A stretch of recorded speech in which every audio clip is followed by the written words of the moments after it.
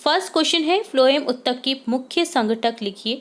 Phloem ऊतक 4 प्रकार के अवयवों चालनी नालिका, साथी कोशिकाएं, फ्लोएम पैरेन्काइमा, फ्लोएम रेशो से मिलकर बनते हैं।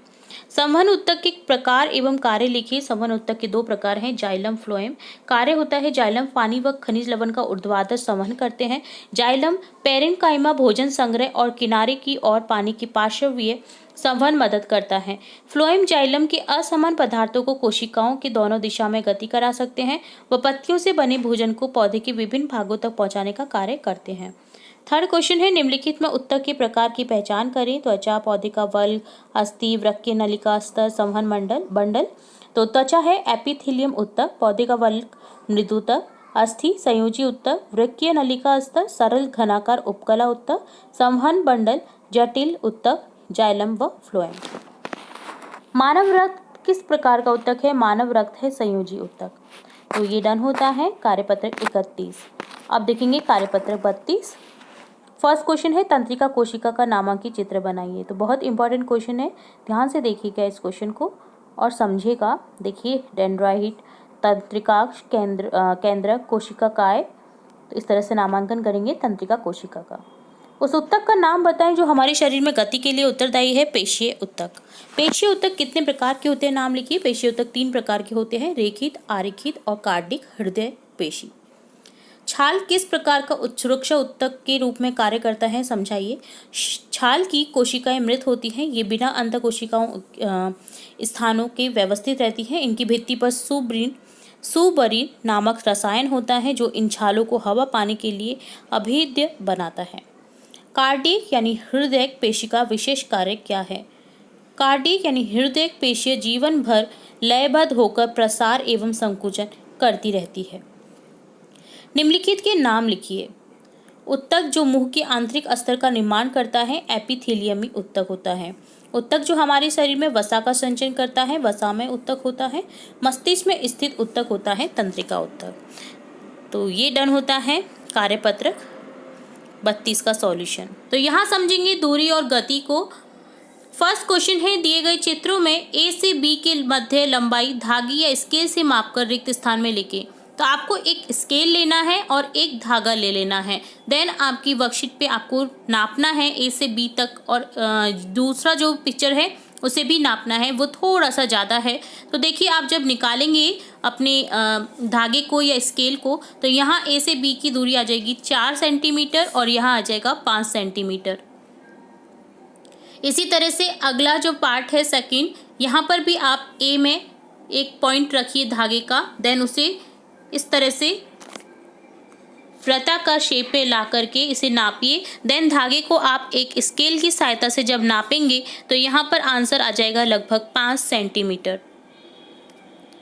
नेक्स्ट है इसी तरह से इस आकृति को भी नापना है आपको। तो यहाँ पर आप धागा रखेंगे, देन इसे इस तरह से घुमाते हुए उस धागे को यहाँ तक पकड़ लेंगे। देन आप स्केल लेंगे, ठीक है। स्केल बड़ा वाला लेना है आपको जिसमें आपका 12 सेंटीमीटर से ज़्यादा हो। तो आप जब धागे को रखेंगे तो स्केल में इसकी जो लंबाई आएगी वो लगभग 15 सेंटीमीटर आएगी, ठीक है।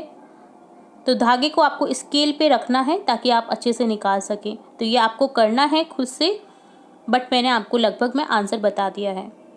सेकंड क्वेश्चन है दूरी का मात्रक पूछा है। दूरी का मात्रक क्या होता है? मीटर होता है।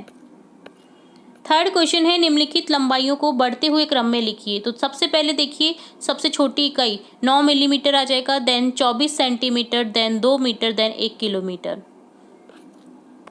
फोर्थ क्वेश्चन है मोहन अपने घर से साइकिल द्वारा 2 किलोमीटर की दूरी तय कर विद्यालय पहुंचा।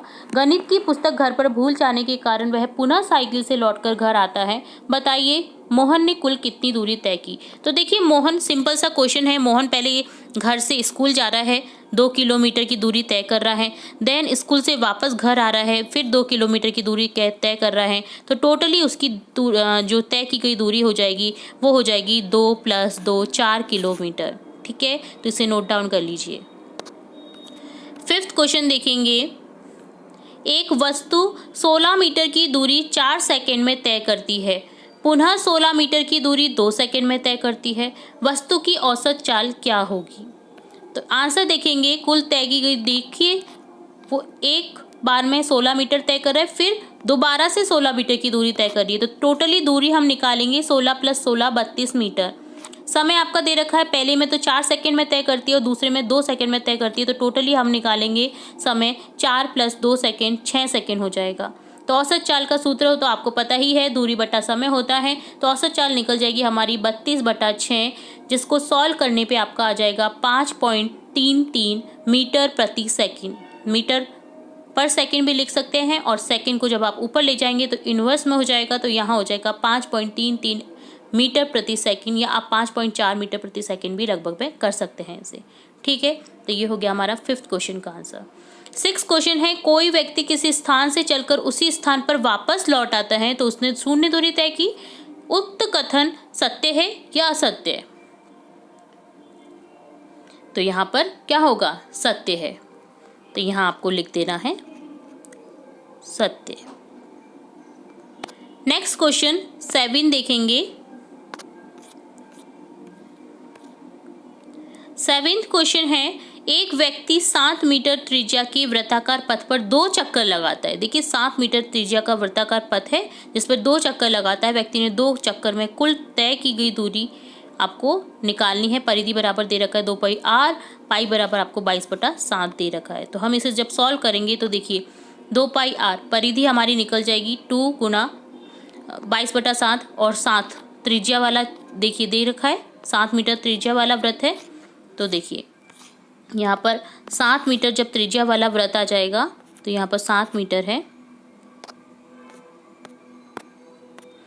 तो देखिए 7 मीटर आपका त्रिज्या दे रखी है। तो यहाँ पर निकालेंगे, जब सॉल्व करेंगे तो 44 आपका परिधि आ जाएगा। 2 चक्कर लगाए हैं, देखिए आप क्वेश्चन को फिर से पढ़िए। 2 चक्कर लगाए वृत्ताकार पथ पर उसने, तो तय की गई दूरी दोनों की हो जाएगी 2 × 44। एक चक्कर में उसने 44 दूरी तय कर दी, परिधि टोटल दूरी हो गई उसकी। देन वृत्ताकार पथ में ही घूम रहे, तो 2 × 44 कर देंगे, तो यहाँ पर आपका आंसर आ जाएगा 88 मीटर। ठीक है, नेक्स्ट क्वेश्चन है 8th क्वेश्चन, एक व्यक्ति ABCD पथ तय करता है, वास्तव में तय की गई दूरी सभी लंबाई का योग होता है। तो तय की गई दूरी ज्ञात करो। तो देखिए यहाँ पर आपको तय की गई दूरी निकालनी है। A से B 2 मीटर, B से C वो निकाल रहा है 4 मीटर, और C से D हो गया 6 मीटर। तो तय की गई दूरी सभी का योग हो जाएगा। तो यहाँ सिंपली आपको निकाल लेना है सभी का योग। AB + BC + CD 2 + 4 + 6 12 मीटर की कुल तय की दूरी हो जाता है क्वेश्चन का आंसर। तो ये डन होता है आपका वर्कशीट 33 का सॉल्यूशन। उम्मीद है आपको सभी क्वेश्चन अच्छे से समझ आए होंगे और आप नोट डाउन कर रहे होंगे इन्हें। ठीक है, तो फटाफट से नोट डाउन कर लीजिए अपनी वर्कशीट में। अब देखेंगे कार्यपत्रक 34 का सॉल्यूशन।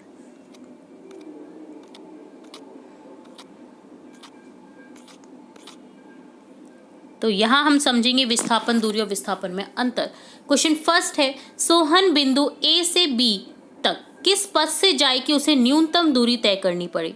तो देखिए ऊपर के अगर पथ से जाएगा पहले पथ से, तो उसको ज़्यादा दूरी तय करनी पड़ेगी। देखिए चित्र में आपको पता चल रहा होगा। कम दूरी में तय कौन सा पथ होगा, पथ सेकंड। तो यहाँ पर आप लिख देंगे पथ सेकंड।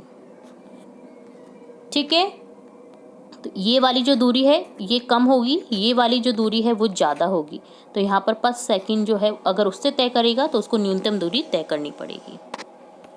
नेक्स्ट क्वेश्चन है, सोहन द्वारा तय की गई दूरी को क्या कहते हैं। तो आंसर हो जाएगा आपका विस्थापन। ठीक है, तो यहाँ पर आपको लिख देना है विस्थापन। ठीक है, तो विस्थापन लिख दीजिए। विस्थापन का मात्रक क्या होता है, तो विस्थापन का मात्रक होता है मीटर। ठीक है, तीनों क्वेश्चन हो गए। अब देखेंगे 4th क्वेश्चन, यदि सोहन वृत्त की परिधि पर स्थित A बिंदु से चलकर पुनः A पर लौट आए तो वह विस्थापित किया हुआ किसके बराबर होगा। तो वह बराबर होगा 0 विस्थापित होगा, क्योंकि पुनः लौट करके वो उधर ही आ रहा है ना। तो यहाँ पर उसकी टोटली दूरी 0 हो जाएगी। तो यहाँ पर आपका ऑप्शन द करेक्ट हो जाएगा और आपको यहाँ पर द लिख देना है। ठीक है, 5th क्वेश्चन देखेंगे। यहाँ पर देखिए आपको एक हाफ सर्कल दिया गया है, तो यहाँ पर आपको इस तरह से रेखा खींच लेनी है, ए से बी इसको मिलान कर देना है। अब क्वेश्चन देखेंगे हम, निशा ए से बी वक्र रेखा पर चलती है, वो यहाँ से यहाँ पर चलती है, ठीक है, परंतु उसे लगा कि ये दूरी अधिक है। अब वह ए से बी सीधी दूरी अर्थात विस्थापन तय करती है, यानी सीधी दूरी ये वाली जो है वो तय करती है। एक धागे एवं स्केल की सहायता से वक्र दूरी और विस्थापन नापकर अपने अध्यापक को बताती है। आप भी मापकर रिक्त स्थानों की पूर्ति करें। तो आपको भी ये वाली दूरी नापनी है, धागे को लेना है और स्केल को लेना है, पुनः जैसे हमने वर्कशीट 33 में किया था उसी तरह से, और यहाँ पर इस दूरी को भी आपको नापना है। तो धागा ले लीजिए इसको नापने के लिए। तो देन धागे को आप जब रखेंगे तो इस तरह से आप रख सकते हैं। तो जब धागे को आप रखेंगे तो आपका जो स्केल है उसकी सहायता से आप निकालिएगा। तो उसकी सहायता से जो है वो आपकी ये जो सीधी वाली है ए बी, ये तो निकल जाएगी आपकी 3 सेंटीमीटर जो विस्थापन हो जाएगा, और दूरी जो ये दूर वाली है ये वाली जो निकल जाएगी वो निकलेगी आपकी 5 सेंटीमीटर, क्योंकि धागा इस तरह से है। धागे को जब आप स्केल पे रखेंगे तो आपकी 5 सेंटीमीटर लगभग में आंसर आ जाएगा। ठीक है, आप समझ गए कैसे नापना है। आपको धागा लेना है, स्केल लेना है, धागे की सहायता से आपको नाप करके स्केल पर रख देना है और आंसर लिख देना है। ठीक है, तो ये होता है हमारा क्वेश्चन डन। अब देखेंगे 6th क्वेश्चन। दिए गए वृत्त की त्रिज्या 5 सेंटीमीटर है। वृत्त की त्रिज्या आपको 5 सेंटीमीटर दे रखी है। अब देखिए कहीं भी त्रिज्या हो तो वो 5 सेंटीमीटर ही होगी। ठीक है, इसकी अर्धवरिधि व व्यास नापकर रिक्त स्थानों की पूर्ति करें। पाई बराबर आपको 22/7 दे रखा है। तो देखिए विस्थापन क्या हो गया, इसका व्यास जो है वो हो जाएगा। देखिए यहाँ पर जो त्रिज्या आपको 5 सेंटीमीटर दे रखी है तो ये भी 5 सेंटीमीटर ही होगी सेंटर से, तो यह भी 5 सेंटीमीटर हो जाएगा, तो ये भी 5 हो जाएगा। तो ए बी जो आपका व्यास है, जो विस्थापन है, वो आ जाएगा आपका 10। ठीक है, क्या आ जाएगा 10 सेंटीमीटर। अब दूरी निकालेंगे हम। दूरी इसकी टोटली दूरी होगी परिधि 2πr, बट आपको अर्ध परिधि पूछा है तो 2πr में 2 का पार्ट कर दीजिए, 1/2 करना है, तो यहाँ पर πr ही रहेगा। तो 22/7 गुना आपको त्रिज्या दे रखी है 5, 110/7, जिसको सॉल्व करने पे आपका आएगा 15.7 सेंटीमीटर।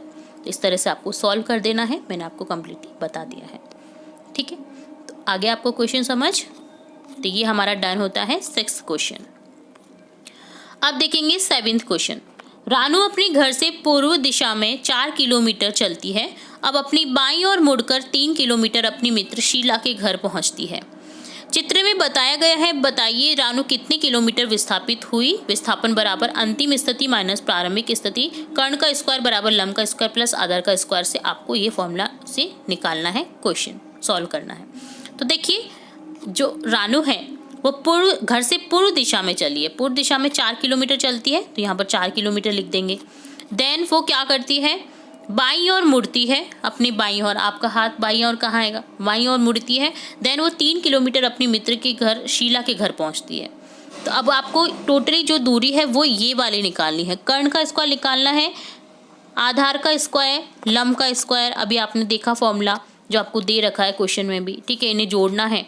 तो देखिए इस तरह से सॉल्व करेंगे हम। लंब का स्क्वायर प्लस आधार का स्क्वायर, 3 स्क्वायर प्लस 4 स्क्वायर, तो यहाँ हो जाएगा आपका 9 + 16 25। कर्ण स्क्वायर दे रखा है तो स्क्वायर को आप रूट में चेंज कर देंगे तो यहाँ आ जाएगा। तो यहाँ √25 का क्वेश्चन जो निकालेंगे हम, आंसर आ जाएगा 5 किलोमीटर। ठीक है, वैसे भी 3, 4, 5 ये कॉमन ही सेंसेबल क्वेश्चन होते हैं, जिन्हें आप अगर आधार लंब आपका 3, 4 दे रखा है तो आप कर्ण बेहिचक लिख सकते हैं 5 किलोमीटर, अगर आपको सॉल्व करने में टाइम बचाना है तो। ठीक है, तो ये हिंट होती है कई क्वेश्चंस की। तो देखिए यहाँ पर 5 किलोमीटर आंसर आ जाएगा आपका। तो यहाँ ये जो दूरी है वो 5 किलोमीटर की आ जाएगी। ठीक है, तो कितने किलोमीटर विस्थापित हुई है वो आपको बताना था, तो आंसर आ जाएगा आपका 5 किलोमीटर। तो ये डन होता है वर्कशीट 34 का भी सॉल्यूशन। तो यहाँ हमने काफ़ी अच्छे से समझने की कोशिश। यहाँ पर हम देखेंगे कार्यपत्रक 35 का सॉल्यूशन, जिसमें देखेंगे गति और गति के प्रकार से रिलेट क्वेश्चन। फर्स्ट क्वेश्चन है सोहन XYZ स्थिति के सापेक्ष पहले P स्थिति तथा कुछ समय पश्चात Q स्थिति पर है तो उसके लिए निर्देश तंत्र होगा। तो देखिए सोहन पहले P स्थिति पर था, देन Q स्थिति पर है, तो उसके लिए निर्देश तंत्र हो जाएगा P से Q की ओर। तो यहाँ पर इस तरह का साइन करते हुए आपको लिख देना है, एरो का निशान लगाना है यहाँ पर, P से P, देन एरो का निशान, देन Q। सेकंड क्वेश्चन है किसी निर्देश तंत्र के सापेक्ष समय के साथ वस्तु की स्थिति में परिवर्तन को क्या कहते हैं? गति कहते हैं। तो यहाँ अगर आपको समझ में नहीं आ रहा हो तो आप इसको इस तरह से भी लिख सकते हैं, ठीक है, और यहाँ पर आपको गति लिख देना है। नेक्स्ट थर्ड क्वेश्चन देखेंगे, राजू अपनी कक्षा में अभिनय यानी एक्टिंग करते समय कभी परेड करता है, कभी शराबी का अभिनय करता है, कभी टेबल के चारों ओर गोल चक्कर लगाता है, कभी जमीन पर लुढ़कता है। राजू द्वारा परेड करते समय की गई गति को सही का चिन्ह लगाइए। तो देखिए सरल गति, वृत्ताकार गति, घूर्णन गति, आवर्त गति, सभी उसने गति की हैं। तो राजू द्वारा परेड करते समय की गई गति का आपको सही पर निशान लगाना है, जो कि हो जाएगी सरल गति, ठीक है। तो यहाँ पर आपको इन्हें छोड़ देना है और फिर आपको यहाँ पर सही का निशान लगाना है, क्योंकि जो गति है परेड की वो सरल गति ही होगी, ठीक है। नेक्स्ट देखेंगे क्वेश्चन, फोर्थ क्वेश्चन, रानू एक मजबूत रस्सी के एक सिरे से पत्थर बांधकर उसे गोल गोल घुमाती है, तो पत्थर की गति क्या होगी? पत्थर की गति होगी वृत्ताकार। देखिए वृत्त की आकृति में घूम रहा है पत्थर, आप घुमा के देखिए पत्थर को रस्सी से बांध करके, तो वो क्या होगा? वृत्ताकार आकृति में घूमेगा, तो यहाँ पर लिख देंगे वृत्ताकार। फिफ्थ क्वेश्चन है, मोहन को एक शरारत सूझी, अंगूठे एवं अंगुली के बीच में रबर को तान दिया, सोहन के कान के पास लाकर बीच में से रबर को खींचकर छोड़ देता है, सोहन को अजीब सी आवाज सुनाई देती है। मोहन की इस शरारत के पीछे उसके पीछे हंसता हुआ भागा और बोला, ये कैसी शरारत है? मेरे कान में अजीब सी आवाज आई।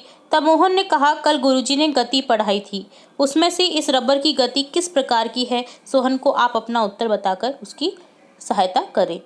तो देखिए आप कान के पास में किसी भी ऐसे रबड़ को लगा करके देखिए, उंगलियों की जैसे इसमें दिखाया गया है इसी तरह से आप लगाइए, देन छोड़िए, तो एक गति दिखाई देगी आपको, गति सुनाई देगी, जो कि क्या होगी? कंपन गति, इसे बोलते हैं कंपन गति, कंपन सा होता हुआ प्रतीत होगा आपको। सिक्स्थ क्वेश्चन है, दिनकर ने अपनी पुरानी साइकिल से एक आटा चक्की बनाई जो कई उद्देश्यों को लेकर है। इस नवाचार के लिए उसे राज्य स्तर पर मुख्यमंत्री जी ने पुरस्कृत किया, क्योंकि कसरत के साथ गेहूं धान पीसा जाता था। साइकिल चल रही है और पीछे गेहूं धान भी पिस जा रहा है। क्या आप बता सकते हैं साइकिल के पहिए की गति किस प्रकार है?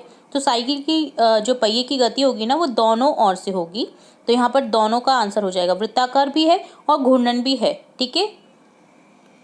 तो इसमें कंफ्यूज नहीं होना है, यहाँ पर आपको थर्ड जो ऑप्शन है आपको दोनों वो लिख देना है। इंपॉर्टेंट कार्यपत्रक है, तो स्टार्टिंग से लेकर एंड तक बने रहेगा वीडियो में इसी तरह मेरे साथ। यहाँ पर आप देखेंगे चाल और गति। चाल का सूत्र आपको पता होना चाहिए, जो कि होता है दूरी बटा समय, तो इसी के आधार पे ये जो कार्यपत्रक है वो सॉल्व करेंगे हम।